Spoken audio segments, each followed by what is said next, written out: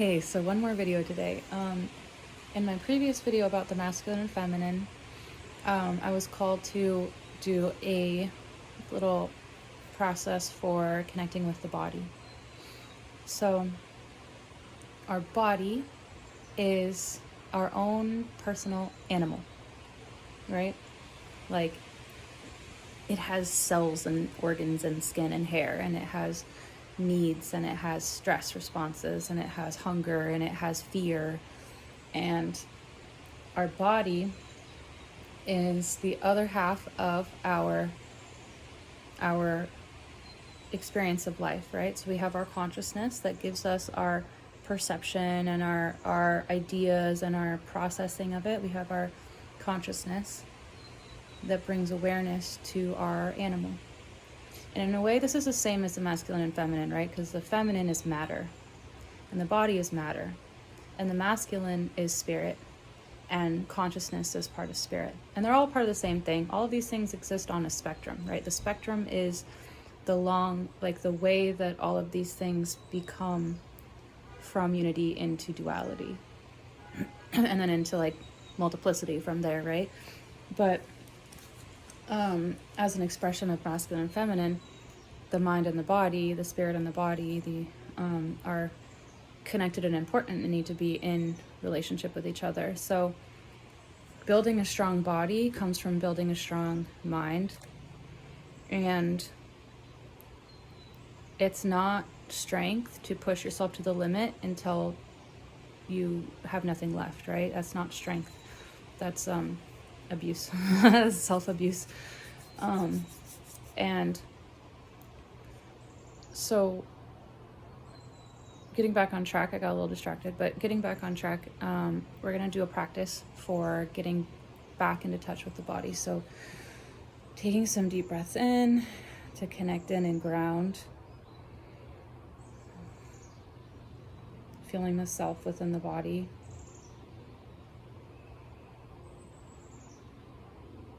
Asking, how does my body feel right now? How am I feeling? What's present here? Do I have tension? Do I have stress? Am I hungry? Am I thirsty? I know I'm a little thirsty, but I just took a drink and I need to drink more. Am I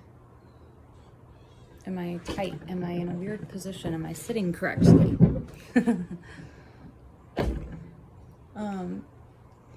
So feeling into the body holds our memories, even the ones that we were too young to store into our brain. The body holds those memories.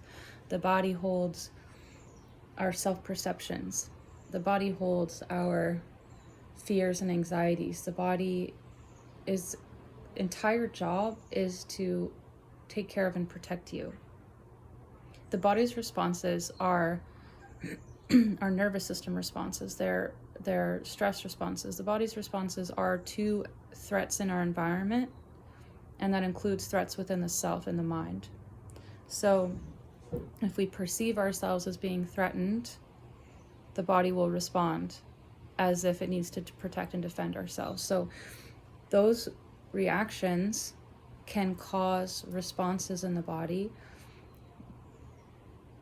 that are like systemically permeable, right? So if we feel like we're in a stressful situation, probably redundant at this point, but if we feel like we're in a stressful situation, the body responds with stress, with releasing stress hormones, and those stress hormones go and change the way our brain's working. They change our digestion, they change our muscles, they change our regenerative processes to fit the situation.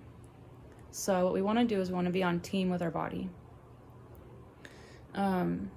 So connecting in with the body, we need to develop safety. Because I don't know about you, but for me, there's a long period in my life, significant portion of my life, where I did not take care of my physical safety and my physical needs based on my own self-perception or my external environment or input from other people or just general situations that I was in previously that I could not or would not take care of myself.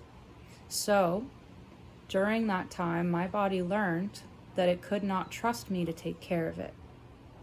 So just like an animal, so like say you have a pet, you know, you get a dog from the shelter that was abused before it came to you. Now that dog will feel weird getting pets, will feel aggressive around food, will feel reactive around other animals or children, and like you have to handle it very carefully. Now, if your body has experienced a lot of stress and trauma, like the adopted dog does in the story, then you're going to have to handle it very carefully. So your body wants to give you everything that it possibly can. Your body wants to provide, you know, a beautiful, healthy vessel. It wants to provide longevity. It wants to breathe air. It wants to eat food. It wants to drink water. It wants to run and play. It wants to be alive.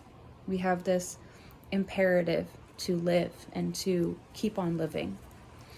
And as we take care of our body and we teach it again that we are trustworthy now, say, I'm sorry that I didn't take care of you before. I didn't protect you before. I didn't, you know, nourish you in the way that you needed. I didn't listen when you told me that something wasn't safe. I didn't, you know, because the body will tell you. That's your intuition. It's your body telling you something's not safe, you know, or something is safe, and we denied ourselves that, you know. I'm sorry. First thing, I'm sorry. I'm sorry that I did this. I'm sorry that I abandoned you and let these things happen in our lives. Now, we can save blaming other people for external situations for a different conversation. This is about taking responsibility for our part with our body, right? So, I'm sorry that I did these things. I didn't understand what was happening and I didn't listen. From now on, I will listen to you as best as I can. Please communicate with me and tell me what I need to do. Please show me the steps I need to take to give you the love you deserve and help us thrive and flourish together. Will you please forgive me? And then from there, listening to the body. So the body will tell you, like right now, I'm feeling thirsty. So I'm going to take a drink because my body's telling me that I'm thirsty. My drink is holding up the phone. So we're going to change that situation and get a drink.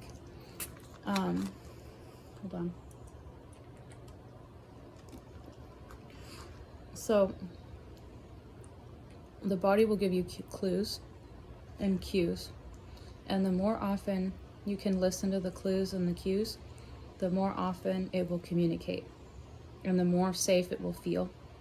And the more your intuition in terms of what to do next and where to go and who to be around and what you need to do for yourself will grow.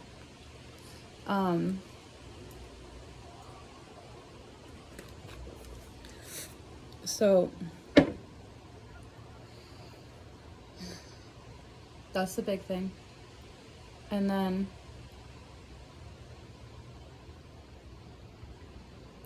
if you miss it, just apologize and try again. Be like, oh, sorry, I missed that. I need to try again. And just do a drink now or go for a walk now and get it in there. Don't neglect yourself. You deserve care and attention, and you deserve to be treated well. So that's what we're going to do now, from now on. There's, in our society and current global culture, there's a lot of body shaming and body hate and control over people's bodies and fear and, you know, all of these weird circumstances that don't actually make any sort of sense in reality. Like if you thought about any of them, you know, from any sort of objective place, none of it would make sense. And unfortunately, that's the world we've been living in, and that's the world that we've grown up in, and that's what we've been taught. So if you're coming to this and you're coming up with, you know, yeah, but this, or yeah, but that, or I can't because, or it's not safe because, or that's stupid, or whatever. Like, if you're coming up with resistances or rejections around it, you know, that's your right. You can feel that way if you want to. It's not my business. But that's also normal because of how everything has gone so far. So, you know, just know that you're not alone, and all of us who are working to heal our relationship with ourselves are dealing with the same thing.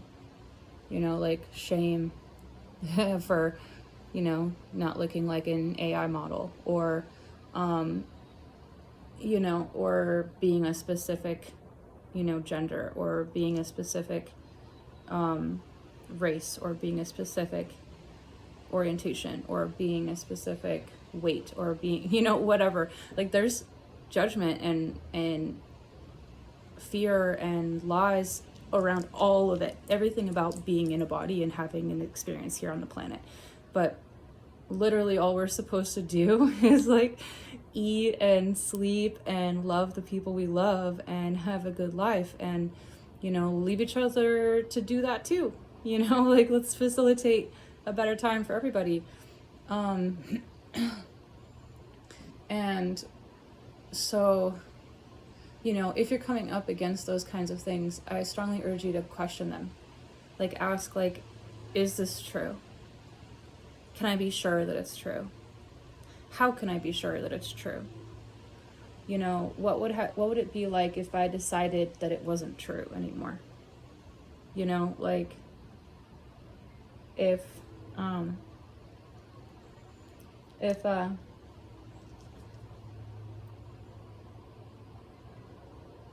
okay, here's an example. So, like, I have acne, right? Just, you know, not too bad. It's been getting a lot better. I have acne, and it's been getting better because I've been caring for myself differently. But also, I have a lot of self-consciousness around it, and I don't put on makeup because it makes my skin worse, and I'm not very good at it, and I also don't really care to put in the time to get good at it because I've got other stuff going on in my life that's more important to me. But still, when I go out, I still feel insecure and self-conscious about my skin. And the more that I love my body and say, it's okay, it's just skin. My skin is doing its job. It's protecting me from external bacteria. And thank you, skin, for taking care of me and keeping all of the gross outside stuff out of my insides, and for keeping all my inside stuffs inside. You know, thank you for doing the good job that you're doing, and for giving me this ability to have sensory experience. Like, this is kind of amazing. Like, the fact that, like, you can feel all that is kind of amazing. Like, what? It's crazy. And the more that I listen to what I need and find the things that give me, give my skin what it needs to be able to protect itself better, like the food I'm eating, the amount of water I'm drinking, the way that I'm washing, you know, and doing my routines or whatever, the more I have seen improvement, and I've seen my skin just be like, thank you, and then it just fixes itself. Now, I like when picked it a little bit today because I'm on my period, or about to be, and so it's doing stuff, right? And like, I don't care, TMI, whatever, like, who cares? And so I did an action that was self-harming instead of something that was self-nourishing by doing like a mask, or getting myself like a gentle facial exfoliator, or something like that. Like, I could have done something different to address the issue that I was having. And so I made the actions that caused what I didn't want to see. And so recognizing that, I know what actions I can take to see changes in the future get progressively better, which has already started happening. So just consistently improve. And I also know what actions I need to stop. And then in addition to those, so that's like practical physical things, but in addition to those, the more that I love and care about myself, and the more that I give myself the space to just be who I am and have my body be the way that it is based on my life circumstances, like, the more free I feel, the more love I feel, the healthier I look, the healthier I feel, the more confident I feel. Like, it has everything to do with our own self-perception. And our current, you know, being in the West and having access to social media the way that I do, I know that I'm getting a lot of input, and I'm sure a lot of you are. If you're accessing me on this, you know, an app or whatever, you're probably also getting a lot of input that's been tailored to looking and being and feeling a certain way, basically to capitalize off of insecurities. Like, the whole beauty industry is designed to create insecurity in people so that they spend money to rectify those insecurities. It's all just for making money for somebody else, right? So, like,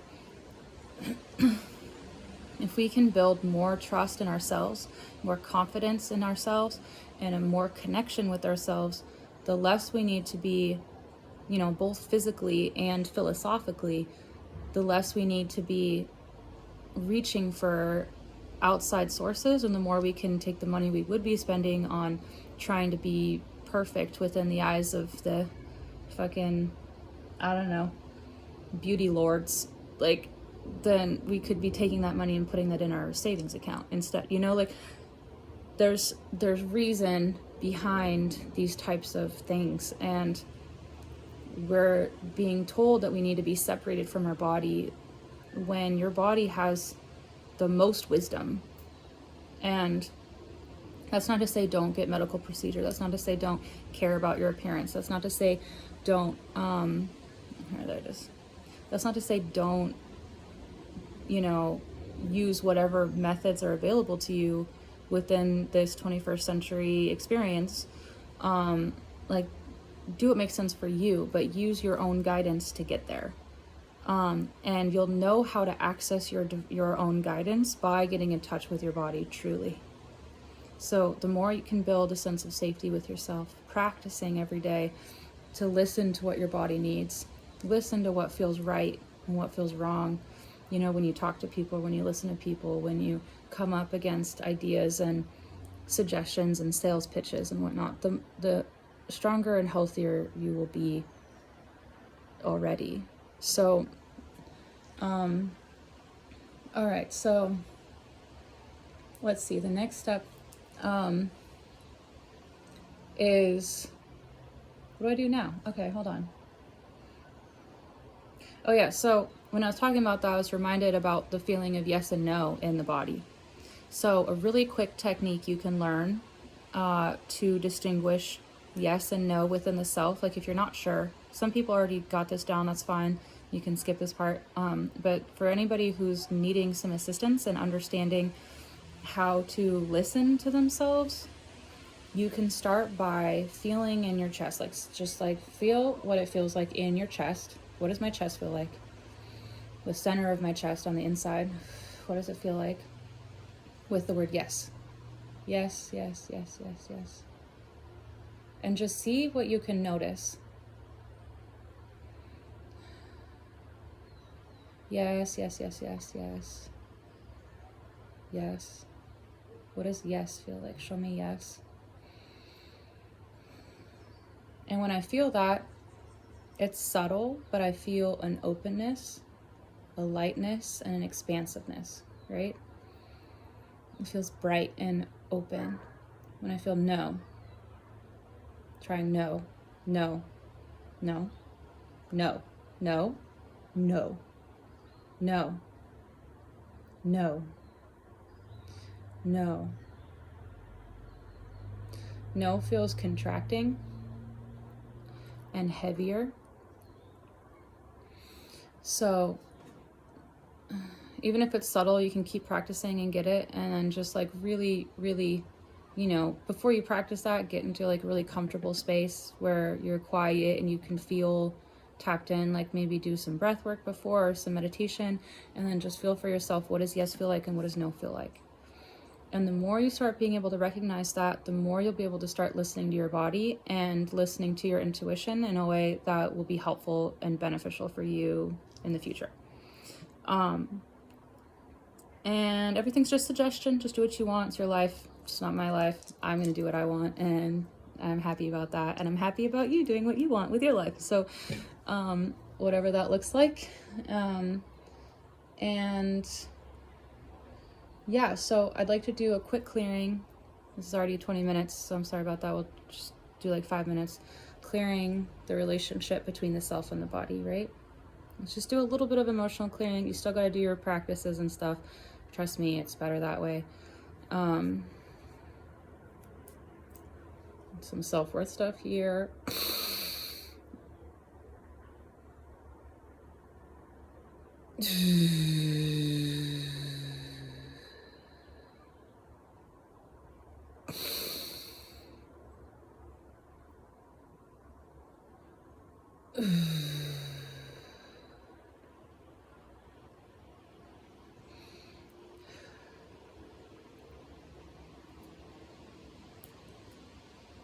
Harmony.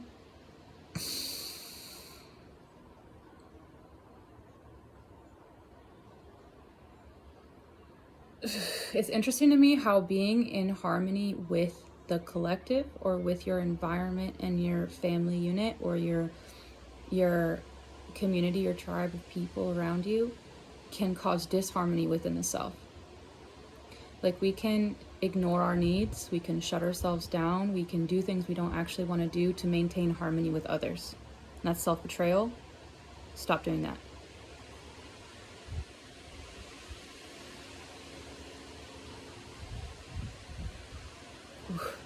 All right.